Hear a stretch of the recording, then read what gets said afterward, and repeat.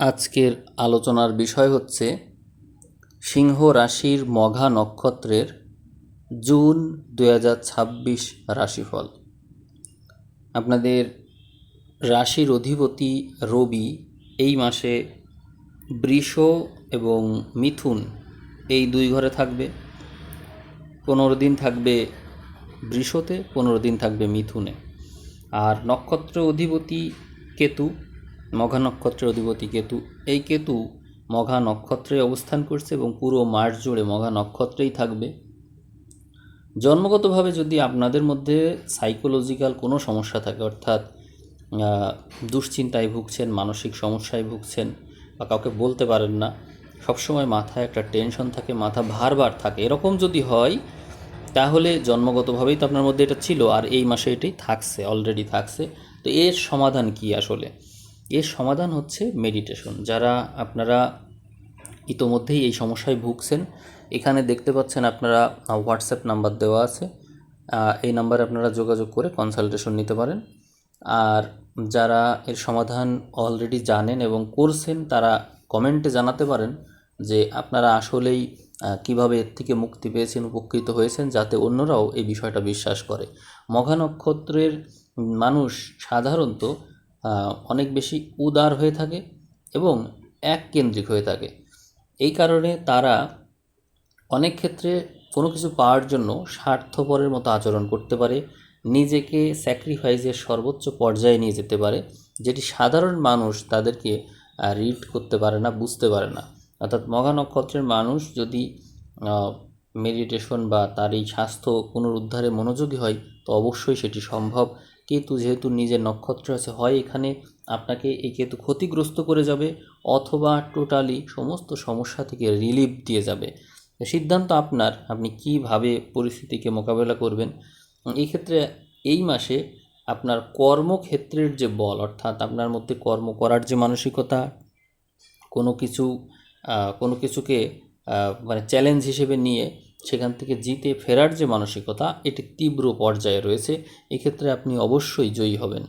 আর সংসার জীবনে দেখা যায় যে মঘা নক্ষত্রের জাতক জাতিকা যারা আছেন, অর্থাৎ জন্ম সময় তো আপনাদের চন্দ্র এখানে আছে, আপনাদের মধ্যে ভুল ভ্রান্তি, ভুল বোঝা এই প্রবণতা যেমন আছে, আপনাদেরকেও মানুষ ভুল বুঝছে, আপনাদের সাথে তাদের দূরত্ব বেড়ে যাচ্ছে, এটি হতে দেখা যাবে।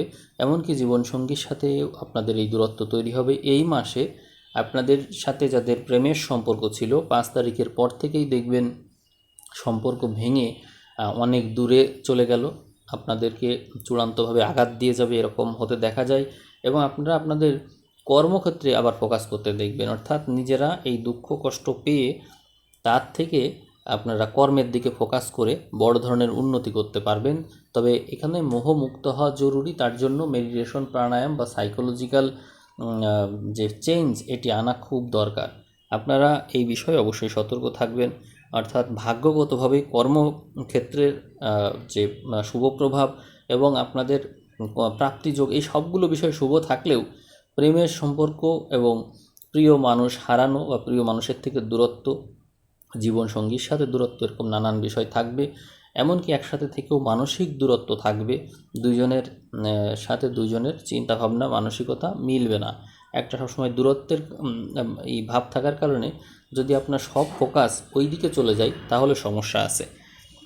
আপনি অন্যান্য সকল ক্ষেত্রেই শুভ পাচ্ছেন। তা আমি বলবো যে আপনি যদি এখান থেকে মোহমুক্ত ইতোমধ্যে হয়ে থাকেন, তাহলে আপনার জন্য শুভ। আর যদি মোহযুক্ত থাকেন, তাহলে প্রবলেম। মেডিটেশন ছাড়া এর বিশেষ কোনো সমাধান নেই। এখন যদি আপনারা মনে করেন যে আমি রত্ন ধারণের মাধ্যমে সমাধান করব, তাহলে আমি আপনাদেরকে এই রুবি রত্ন ধারণের সাজেশন দেব। আর যদি আপনারা প্রবাল রত্ন ধারণ করতে চান, সেটিও সম্ভব অল্টারনেটিভ পাথর হিসাবে। আর যারা মনে করছেন যে আমি রং ব্যবহারের মাধ্যমে সমাধান করতে চাই, সেই ক্ষেত্রে আপনাকে আমি দিনের বেলায় লাল রং ব্যবহার করার সাজেশন দিচ্ছি, আর রাতের বেলায় যদি সম্ভব হয় সবুজ বা সাদা। ফার্স্ট প্রায়োরিটি হিসেবে আমি সাদা রঙকেই রাখবো। তারপরে হচ্ছে হালকা সবুজ, হালকা আকাশি রং আছে, মিষ্টি কালার আছে, এগুলো ব্যবহার করতে পারেন। হালকা গোলাপি, এগুলো ব্যবহার করতে পারেন, এগুলো শুভ রং। এটি করতে পারেন। আর মেডিটেশন তো সর্বোচ্চ প্রায়োরিটিতে থাকবে যদি আপনারা এটা করতে পারেন। তবে সেই মেডিটেশনের মধ্যে মহাদেবের মেডিটেশনটা বেস্ট, আর একটা হচ্ছে থাকবে অটো সাজেশন।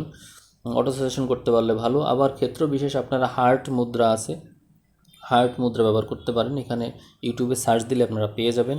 যাই হোক, আমি এতক্ষণ আপনাদেরকে এই শরীর স্বাস্থ্যর বিষয়ে সাবধান করলাম। আমি জানি যে আপনারা এর ভুক্তভোগী, এর জন্যই বললাম। তো যারা যারা ভুক্তভোগী আছেন তারা এই সমাধানের জন্য অবশ্যই প্রয়াস করবেন, না হলে রোগ ব্যাধিতে আক্রান্ত হয়ে বিছানায় পড়তে পারেন। এখন আমরা চলে আসব স্ট্রাগলের বিষয়ে, অর্থাৎ আপনার লাইফে স্ট্রাগল কতটা। আমরা এখানে দেখতে পাই যে আপনি প্রতিকূল পরিস্থিতিতে পড়ে সেখান থেকে ভালো করবেন। অর্থাৎ আপনার জীবনসঙ্গী আপনার বিপক্ষে চলে গেল, আপনি তবুও সেখানে নিজের মতো করে লড়াই করে যাবেন। আপনার কর্মক্ষেত্র আপনার প্রতিকূলে চলে গেল, আপনি দেখা যাবে কর্মক্ষেত্রে নিজের মতো করে স্ট্রাগল করে ভালো করে ফেলছেন।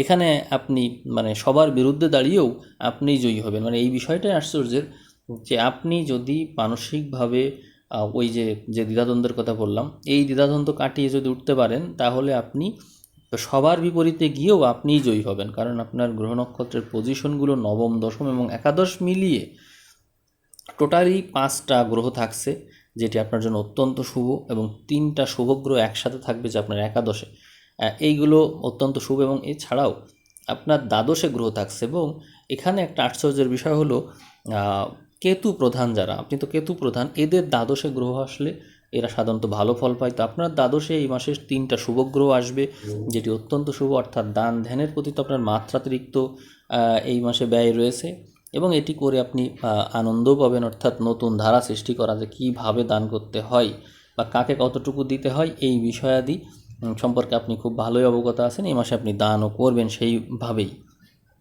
এছাড়াও চাকরি বাকরির বিষয়ে দেখা যায় এই মাসে উচ্চ পর্যায়ের চাকরি, অর্থাৎ যারা উচ্চ পজিশনে আছে তাদেরকে আকৃষ্ট করা বা তাদের সুনজর পাওয়ার যে মানসিকতা, সেটি আপনার দেখা যায়। এরকম সৌভাগ্য তীব্রভাবে থাকছে।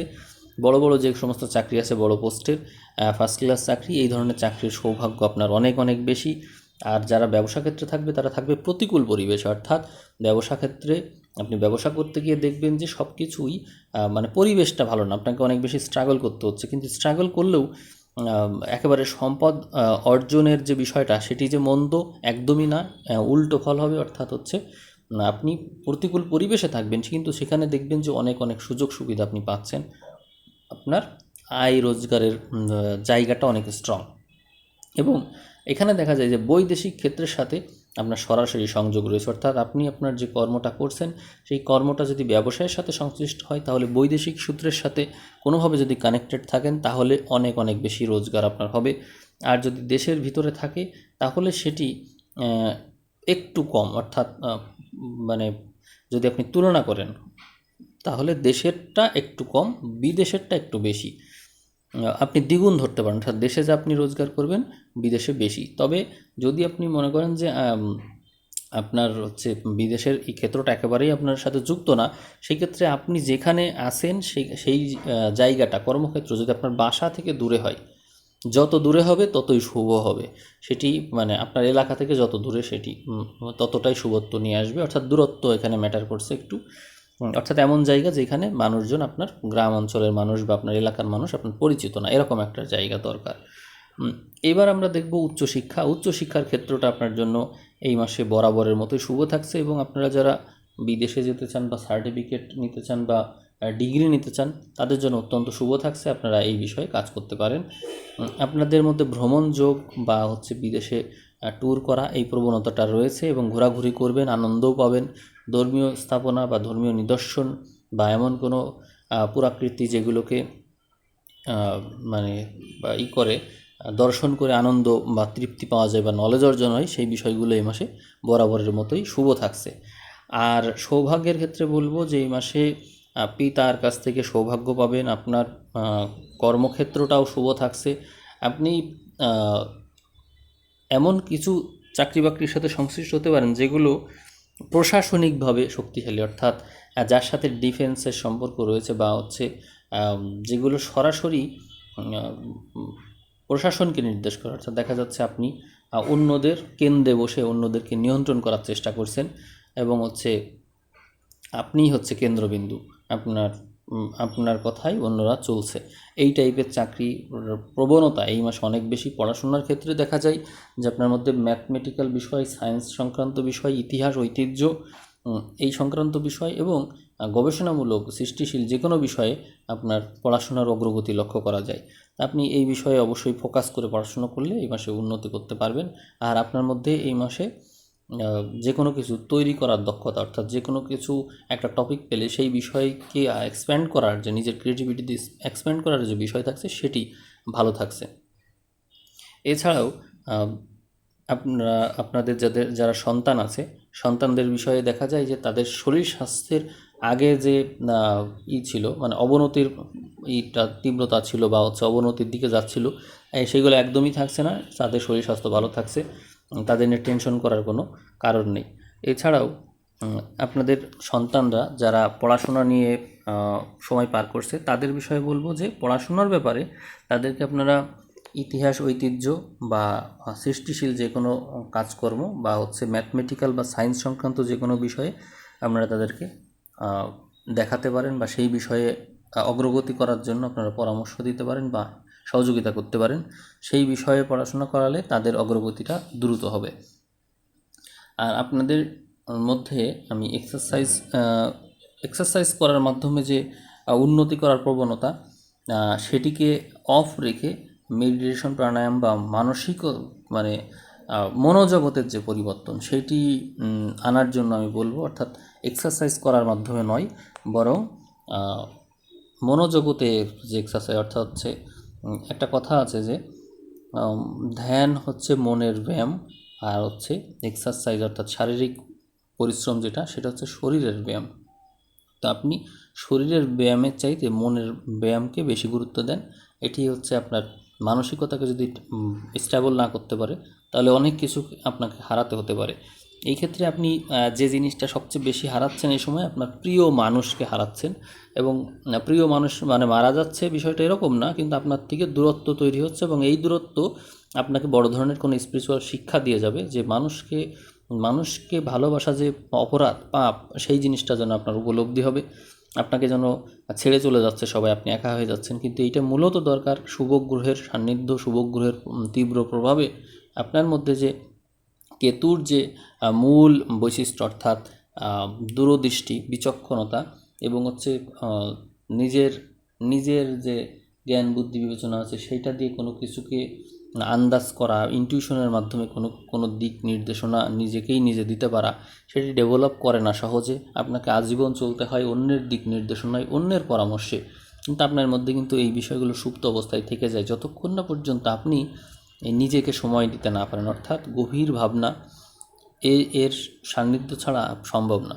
তো মানুষের প্রভাবে থাকলে এটি অর্জন হয় না। এই জন্যই মূলত এই শুভগ্রহের প্রভাবে আপনার জীবন থেকে সাময়িকভাবে আপনার জীবনসঙ্গী এবং আপনার সাথে যাদের প্রেমের সম্পর্ক বা প্রিয় মানুষ, তাদের দূরত্ব তৈরি হবে, যার মাধ্যমে আপনি কে, আপনার মধ্যে আসলে কী আছে সেটি আপনি জানতে পারবেন এই জুন মাসে। এছাড়াও আপনার যে শুভগ্রহের প্রভাব, এর প্রভাবে আপনার মধ্যে দান ধ্যান করার প্রবণতা বৃদ্ধি পাবে। দান ধ্যান করার সুযোগ থাকলে অবশ্যই করবেন, কারণ এই যে অষ্টমস্ত গ্রহ, অর্থাৎ ষষ্ঠপতি অষ্টমে, সপ্তমপতি অষ্টমে, তারপরে মাসের এই সময়ে দ্বিতীয়পতিও দ্বাদশে দেখা যাবে, একাদশপতি দ্বাদশে দেখা যাবে। এই সমস্ত যে সংযোগ, এগুলোর মাধ্যমে মূলত দেখায় যে আপনি কোনো কিছু দান করছেন, সেটির মাধ্যমে আপনার নানান দোষ ত্রুটি কেটে যাচ্ছে এবং এগুলো স্পিরিচুয়ালি নলেজ আকারে আপনার জীবনে ফিরে আসছে। সেই বিষয়গুলো কিন্তু যথেষ্ট শুভ। যারা গৃহে আছেন তাদেরকে বলবো যে আপনারা সংসারের দায় দায়িত্ব এই সময় হয়তো বুঝে নেবেন, এরকম প্রবণতাই বেশি। বা সংসারে কর্তৃত্ব করার যে মানসিকতা, প্রভাব বিস্তার করার যে মানসিকতা, এটি তীব্রভাবে দেখা যাবে। তবে ব্যস্ততার মাত্রা তীব্রভাবে বাড়বে। এই ব্যস্ততার কারণে যাতে আবার অসুস্থ না হয়ে পড়েন বা জ্বরে আক্রান্ত না হয়ে পড়েন সেই বিষয়ে খেয়াল রাখবেন। জ্বর হওয়ার সম্ভাবনা আপনার বেশি আছে। হাই প্রেশারের যারা আছেন তারা সাবধান, আপনাদের হাই প্রেশার হওয়ার ঝুঁকি রয়েছে এই মাসে প্রবলভাবে। এছাড়াও যারা বয়স্ক আছেন তাদেরকে বলবো যে আপনারা যদি সম্ভব হয় একটু দিনের বেলায় লাল রঙের পোশাক ব্যবহার করার চেষ্টা করবেন। লাল রঙের পোশাক যাদের মধ্যে হতাশা আছে তাদেরকে এর থেকে বের করে আনতে অবশ্যই সহযোগিতা করবে। আর আপনারা সাবধান থাকবেন দুশ্চিন্তা না করার ব্যাপারে। কারণ হচ্ছে আপনারা যত বেশি দুশ্চিন্তা করবেন তত বেশি রোগাক্রান্ত হবেন, তত বেশি মানে তার মধ্যে আরও পড়ে যাবেন। কারণ আপনাদের রাশিতে কেতু আছে, অতএব আপনাদের মধ্যে দুশ্চিন্তা করার প্রবণতা অনেক বেশি, নেগেটিভ চিন্তা করার প্রবণতা অবশ্যই বেশি আছে। চেষ্টা করবেন ইতিবাচক ভাবনা করার। যদি ইতিবাচকতা না আসতে চাই, ইতিবাচক বই পড়ার চেষ্টা করুন, ইতিবাচক মুভি আছে, নাটক আছে, যা কিছু ইতিবাচক ধর্মগ্রন্থ সংক্রান্ত নানান সিরিয়াল আছে, আপনারা সেইগুলো দেখতে পারেন। ইতিবাচকতার মধ্যে থাকাই সবচেয়ে বেটার। আর একটা সাজেশন হতে পারে, সেটি হলো ইতিবাচকতার যুক্ত মোবাইল নাম্বার ব্যবহার করতে পারেন। যদি আপনারা ফোনে বেশি কথা বলেন বা কথা বলার প্রবণতা থাকে, তাহলে এই বিষয়টা আপনাদের জন্য শুভ হতে পারে। আর যদি সেটিও না পারেন, তাহলে এই যে কনসালটেশন আছে, আপনার নাম্বার দেওয়া আছে, এই নাম্বারে কনসালটেশন করতে পারেন। আর যদি সেটি না পারেন যোগাযোগ করতে, তো কমেন্ট করবেন। তো ঠিক আছে, আমি রাশিফল এখানে শেষ করে দিচ্ছি। আপনাদের যদি ভিউ 5000 ক্রস করে, তাহলে আপনারা তো শেষ করা মাত্রই 5000 হওয়া মাত্রই আপনারা নতুন ভিডিও পাবেন। আর যদি ক্রস না করে, পয়েন্টের ভিত্তিতে পাবেন। তো ঠিক আছে, সবাই ভালো থাকবেন। সবাইকে অসংখ্য ধন্যবাদ জানিয়ে আজকের ভিডিও আমি এখানে শেষ করলাম। ধন্যবাদ।